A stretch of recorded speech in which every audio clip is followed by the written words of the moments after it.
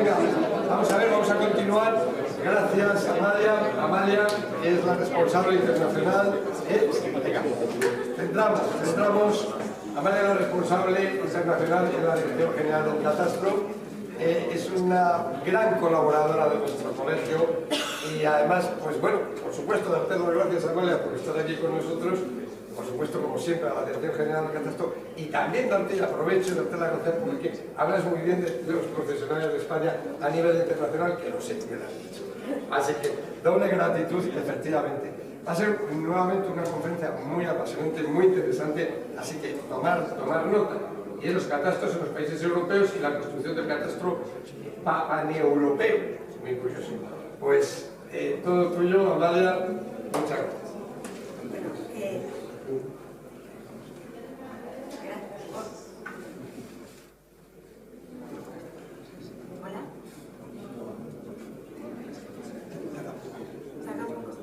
Bueno, muchas gracias al colegio por darme la oportunidad de contaros lo que os voy a contar. No me funciona el micrófono, ¿me oís bien? Sí. Vale, pues... Bueno, ¿qué es lo que os voy a contar? Os voy a contar un poco muy generalmente, porque no tengo mucho tiempo, cómo son los catastros en Europa, y luego os voy a explicar qué es lo que estamos haciendo para conseguir un catastro europeo con todos los datos. Bueno, los catastros en el mundo ya sabéis que son muy diferentes entre sí. La principal finalidad del catastro en los países europeos es la fiscalidad o la seguridad jurídica de la propiedad. Pero estos dos conceptos diferentes, que ya veréis que hay catastros de un tipo y de otro, cada vez están más difuminados, porque los catastros tienden a ser multifinalitarios, los catastros fiscales cada vez son más detallados y cada vez son más... ¿Me oís bien, no? Tienen un componente más jurídico, como en el caso que os ha contado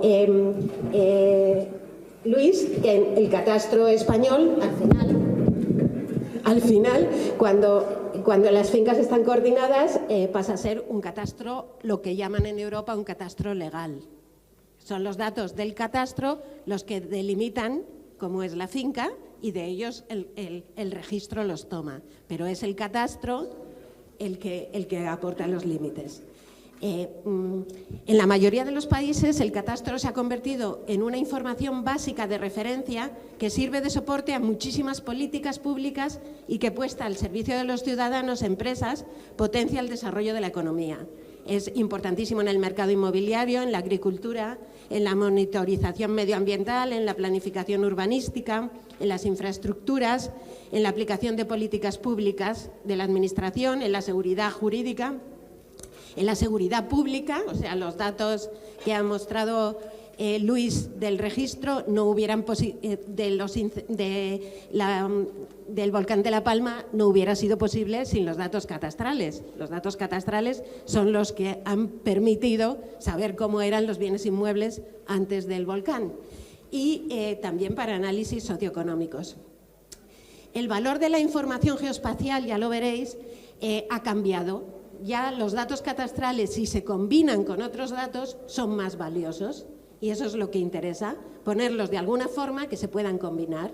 Por eso es muy importante la colaboración, los estándares y sobre todo las claras condiciones de accesibilidad. En muchos países el catastro está evolucionando hacia una plataforma centralizada y abierta que almacena los datos proporcionados por distintas organizaciones. Eso es lo que os quiero un poco explicar. O sea, hemos evolucionado. Al principio en 1800 lo importante en el catastro era los impuestos, luego pasó a ser la base de la propiedad, luego pasó a ser multipropósito, pasó a estar dentro de una infraestructura de datos espaciales, y ahora en realidad el catastro es una pieza fundamental en un ecosistema digital para la gobernanza del territorio. O sea, ha ido cambiando un poco el concepto. Además, como se ha descubierto los datos espaciales, tenemos la suerte o la desgracia de ser los que tenemos los datos espaciales que se consideran más importantes, como son las parcelas catastrales, los edificios y sobre todo las direcciones postales, que es el localizador de referencia para todo el mundo. Entonces, se consideran datos fundamentales. Ya veréis luego lo que representan. ¿Cómo son los catastros en Europa? Pues al contrario que en los catastros latinoamericanos, que veo que algunos de vosotros sois latinoamericanos, el catastro en Europa está centralizado. Se considera como un instrumento de política económica de interés nacional y, por tanto, es una competencia nacional, corresponde al Estado. En todos los países, menos en uno, que es Alemania. En Alemania, la función catastral corresponde a los Länder, pero hay un organismo, el ADV, que coordina todas las instituciones y da las condiciones.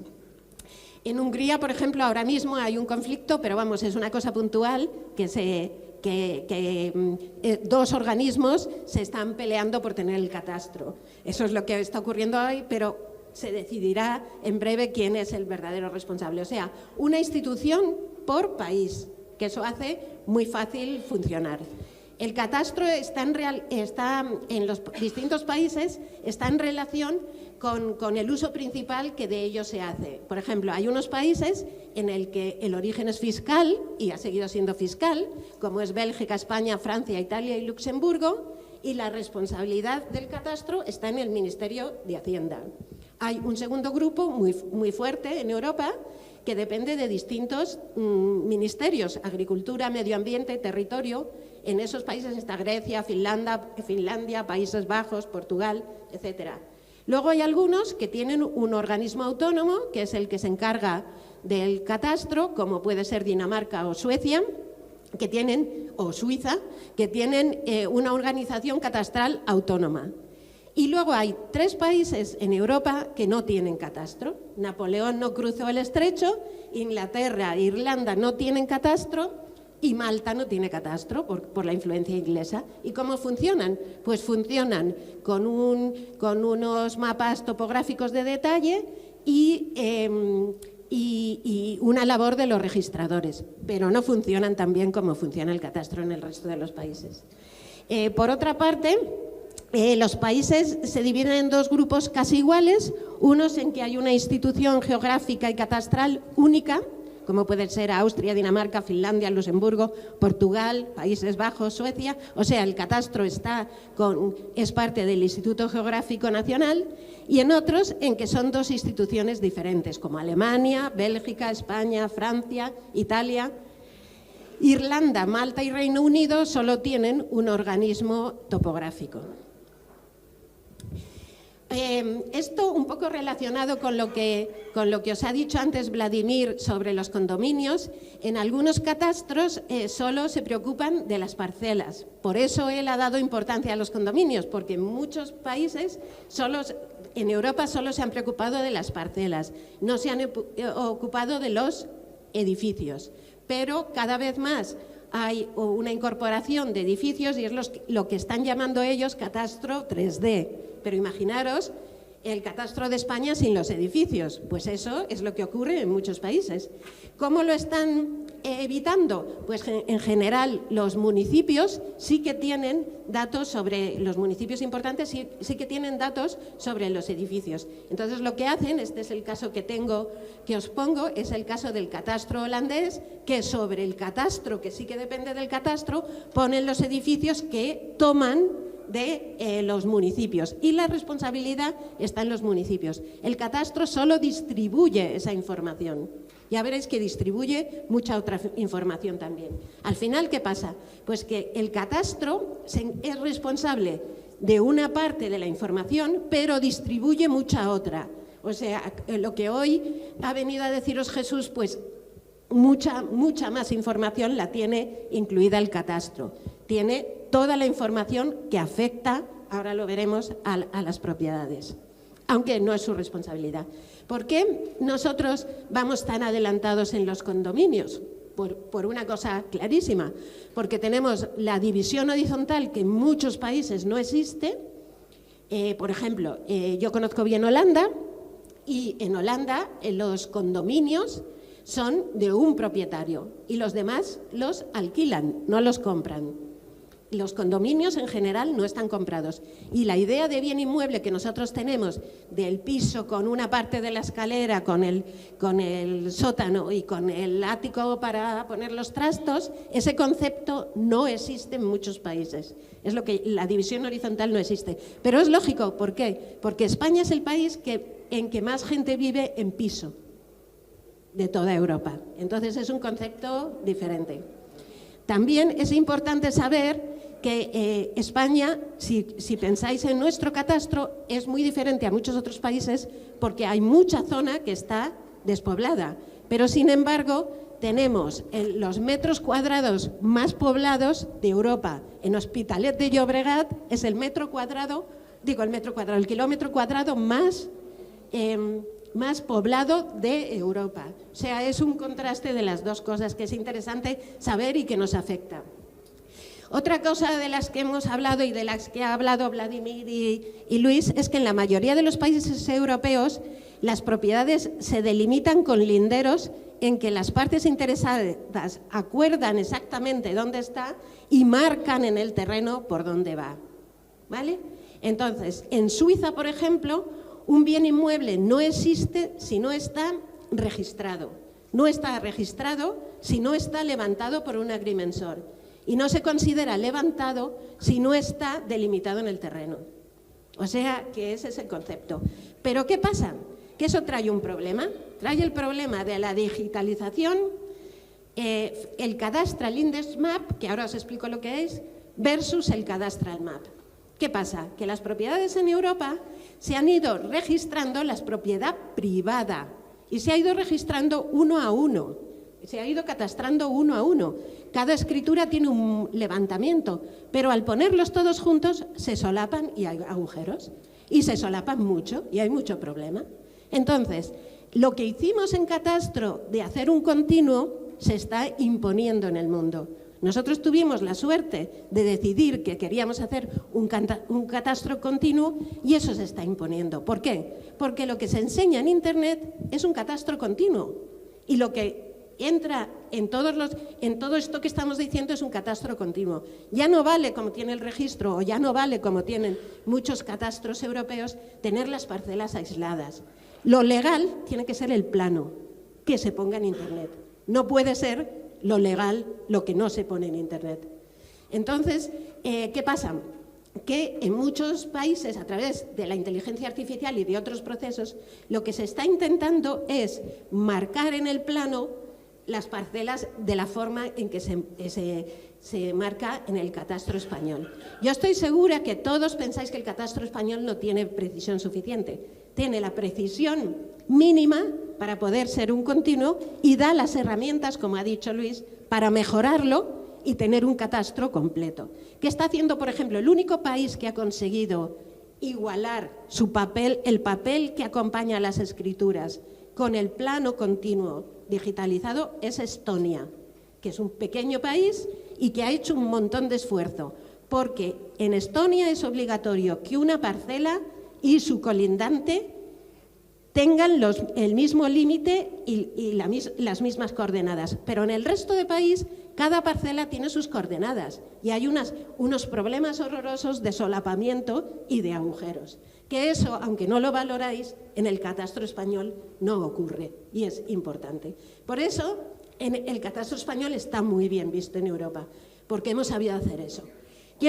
Lo que os ha dicho Vladimir, que algún compañero ha dicho que no lo ha entendido, es que los topógrafos, los surveyors, que es como se llama, en Europa, son unas personas importantísimas, muchísimo más importantes que los registradores de la propiedad y con muchísimo más cultura. Los registradores de la propiedad en Europa son unos señores con manguito. Los de catastro somos unos señores con un teodolito. Pero el verdadero importante es el surveyor, que sabe muchísimos datos legales, que tiene una formación mucho más grande que el del registrador y que tiene responsabilidad civil, muchos conocimientos jurídicos, autoridad para decirle a su cliente que nanay, que así no es, y experiencia. Eso no sois vosotros, O sea, hay un paso hasta que lleguéis a eso. Y es un paso importante porque los catastros europeos tienen la suerte de tener surveyors que preparan la documentación perfectamente para meterla en el catastro y que, como os digo, son muchísimo más importantes que los registradores o que el propio catastro. Vale, pero el concepto es diferente. Bueno, algunos catastros europeos, como os digo, solo catastraban la parte privada y eran muy precisos en la parte privada. Pero han descubierto que con la parte privada sola está incompleto y entonces están empezando a poner muchas otras restricciones públicas, que muchas de ellas ya las tenemos en el catastro español y que muchas de ellas también ahora están en el registro y se pueden ver, como zonas medioambientales, la costa o lo que son los bosques, lo que son las carreteras, las autopistas. Todo esto no lo tenían los catastros europeos y lo están poniendo ahora. ¿Por qué no lo tenían? Pues porque el catastro privado sí que se determinaba con muchísima transparencia y con mucha precisión, pero el catastro público muchas veces no tenía los límites bien precisos. Era una cosa vaga y era difícil de ver. Entonces se está trabajando mucho para tener esas restricciones públicas bien delimitadas en el catastro. Aquí os he recogido todas las restricciones públicas que tienen los catastros europeos. Las zonas de protección medioambiental, las zonas de protección de agua, el patrimonio cultural, una serie de datos que están recogidos en los catastros europeos. Bueno, otra de las cosas importantes es que en Europa se considera el catastro como el plano topográfico de más detalle. Por tanto, es fundamental para poner cosas como las infraestructuras. Y cada vez más se reflejan las infraestructuras en el catastro, las que están sobre el territorio y las que están debajo del territorio. Ese caso que os he puesto es el catastro checo. El catastro checo está tomando todos los datos de las infraestructuras, luego los responsables serán los propios dueños de las infraestructuras, pero el catastro está haciendo una gran red de esas infraestructuras. Eso ya lo hizo en el 2006 el catastro esloveno, que es uno de los mejores catastros, el esloveno. Puso desde 2008 todas las infraestructuras públicas en el plano y coordinó todo el proceso de tomar esos datos. Ahora, además, también obliga a los privados a ponerlo, tienen la obligación de tener bien sus datos y de actualizarlos y enseñándolos en catastro. ¿Y qué infraestructuras son? Pues infraestructuras de tráfico, carreteras, ferrocarriles, puertos, aeropuertos, teleféricos, eso también lo tenemos en el catastro español, infraestructuras energéticas, de electricidad, de gas, todas estas infraestructuras, de servicios públicos, etcétera. Todo de comunicaciones, toda esta información está en los catastros europeos cada vez más.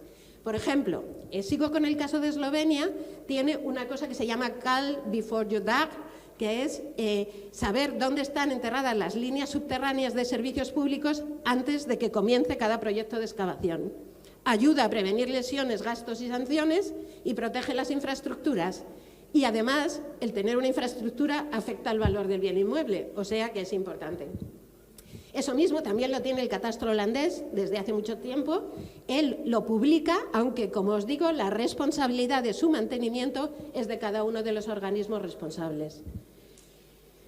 Bien, bueno, otra cosa que yo creo que es importante, me gustaría que hubiera estado aquí Luis para discutirlo, el catastro en Europa es obligatorio.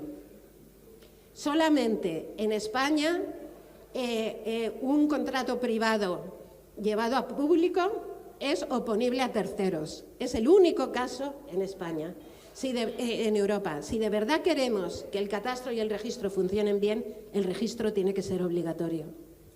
O sea, tenemos que cambiar nuestro sistema.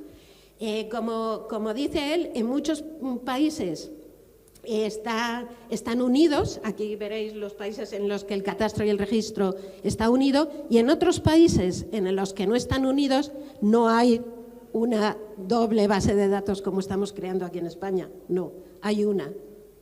El registrador, con tener la referencia catastral, ya tendría toda esa información que duplica en su registro. Lo siento decirlo, pero lo creo así. O sea, los catastros europeos no están duplicando la base de datos, solamente está la parte gráfica en una base de datos y los datos jurídicos hacen mención a esos datos gráficos. No hay un CRU y una referencia catastral, hay un único identificador, no hay dos identificadores. En eso tenemos que avanzar, poco a poco iremos avanzando. Las coordenadas no se duplican, no se recogen en el registro. Las coordenadas no se recogen, porque con la referencia catastral ya se tienen. No se tienen que estar copiando las coordenadas, están ya en el catastro. Esa es la diferencia que me hubiera gustado que la hubiéramos discutido con Luis, pero veo que se ha ido. Bueno, otra de las cosas importantes, como el catastro es muy fiscal, quiero que hablemos también de los impuestos de la propiedad. También, bueno, pues mira, me dicen que no puedo hablar de los impuestos de la propiedad, porque me interesa más contaros el plano catastral europeo. Entonces, os quería presentar en las presentaciones cómo es el impuesto de la propiedad, pero lo vamos a pasar rápidamente porque os vamos a ir directamente, aunque era muy interesante, y vamos a ir directamente a la parte a la parte del catastro europeo. Bueno, lo que venimos a decir es que con todas estas diferencias es muy difícil hacer un catastro europeo, porque ya veis qué diferencias tiene el catastro. Esperar un segundo, que paso directamente. Bueno, a ver, otro de los puntos muy importantes también entre los catastros es la apertura de los datos. Muchos de los catastros han estado muchísimos años manteniéndose con la venta de sus productos. El catastro se vendía. Yo me acuerdo en 2004, la primera vez que fui, que dije que el catastro nuestro era gratuito, yo sentí el odio de todos los catastros detrás de mí, porque todos hacían negocio con los datos. Eso ha cambiado totalmente. El catastro cada vez está más abierto porque la Unión Europea está obligando a abrir los datos. Es una obligación de la Unión Europea, ¿vale? Y en muchos casos se consideran datos protegidos a muchos datos del catastro, porque eso es en la normativa nacional. En cambio, en otros países como en Estonia están absolutamente todos los datos, los de propiedad y todos, abiertos para todo el mundo. Hay unas directivas europeas que obligan a publicar todos estos datos porque son muy valiosos y llaman a unos ciertos datos, los llaman High Value Dataset, no sé si habéis oído hablar de ello. ¿Y quién son esos datos? Pues la parcela catastral, los edificios y las direcciones. Están obligados y estamos obligados a ponerlos abiertos de una forma muy fácil en APIs y con licencias que las entienda todo el mundo. Y en eso tenemos que trabajar mucho el catastro español. Otro de los puntos que también aprovecho para contaros, porque yo creo que es muy importante, es que cada vez más el apoyo de las estadísticas está sobre los datos geolocalizados. Hay un esfuerzo tremendo en Europa a través de Eurostat y de su portal GISCO, que quizás conocéis, en utilizar nuestros datos para apoyar todas las estadísticas. Han hecho una labor muy importante para localizar hospitales, para ver cuánta población puede acceder y con qué facilidad se puede acceder a hospitales, muchos de estos datos. Os quería también contar algunos ejemplos, ya veo que es imposible, que no puedo, entonces os los dejo aquí y voy a lo que es os lo dejo que lo veáis. Los catastros europeos entonces son muy diferentes entre sí. Los datos que hay en la base de datos catastral son muy distintos, los servicios que se ofrecen son muy distintos y la forma de acceder a esos servicios son muy distintos. Y eso hace que los modelos sean diferentes. Entonces, los ciudadanos, las instituciones europeas quieren acceder a los datos paneuropeos, entenderlos y poder combinarlos con otros. Y necesitamos armonizar esos datos, transformar nuestros datos para que sean interoperables y describirlos de una forma clara, con metadatos y con descripciones persona a persona, porque los metadatos son máquina a máquina. Tenemos que saber interpretar cómo son esos datos y establecer acuerdos entre instituciones. Me imagino que todos conocéis lo que es Inspire. Pues Inspire ha sido simplemente el primer paso. Ha sido el primer paso, porque con Inspire no es suficiente. Inspire lo que ha servido es para localizar. Era imposible armonizar todos los datos europeos. Entonces se ha pensado armonizarlos de dos pasos. El primer paso es la localización, que es así que es posible armonizar la parte geográfica con el indicador y los límites, sí que es posible armonizar, y luego a través de la referencia catastral poder acceder a muchos otros datos que nunca van a estar armonizados, porque las normativas son muy diferentes, pero que sí que van a estar explicados. Bueno, como se quieren, ahora mismo están todos los datos atomizados y aunque en principio están en formato de estándar, sin embargo, el contenido es diferente y los servicios están muy separados entre sí, lo que se quiere es intentar buscar una forma de poner todo el catastro en conjunto. En Europa no tenemos una organización, y vosotros en adelante tendríais que luchar por ello, que se encargue de la información geoespacial. No lo hay. Hay una dirección general jurídica, hay una dirección general estadística, pero no hay un organismo europeo que se encargue de nosotros. Eso es un problema grave. Entonces, a través de una organización que quizás conozcáis, que es Eurogeographic, estamos haciendo esfuerzos por poner un mapa continuo con los datos de parcela catastral, edificios, unidades administrativas y direcciones, que se pueda acceder desde un único punto, porque es lo que nos está pidiendo Geostat, que necesita para apoyar sus estadísticas, lo que nos está pidiendo la Agencia Europea del Medio Ambiente y lo que nos están pidiendo muchos organismos. Y estamos trabajando en ello. Eso es lo que os quería explicar. Os dejo la presentación, que es mucho más completa de lo que me ha dado tiempo a contaros. Y deciros que nada, que estamos en este proyecto intentando armonizar los datos. Ahora mismo ya 6 países ya están incluidos, al final del año estarán incluidos otros 4 más y al final del 25 estarán incluidos 15 países más. Eso es todo lo que os cuento y os dejo la presentación, que yo creo que tiene más información. Y si tenéis alguna pregunta.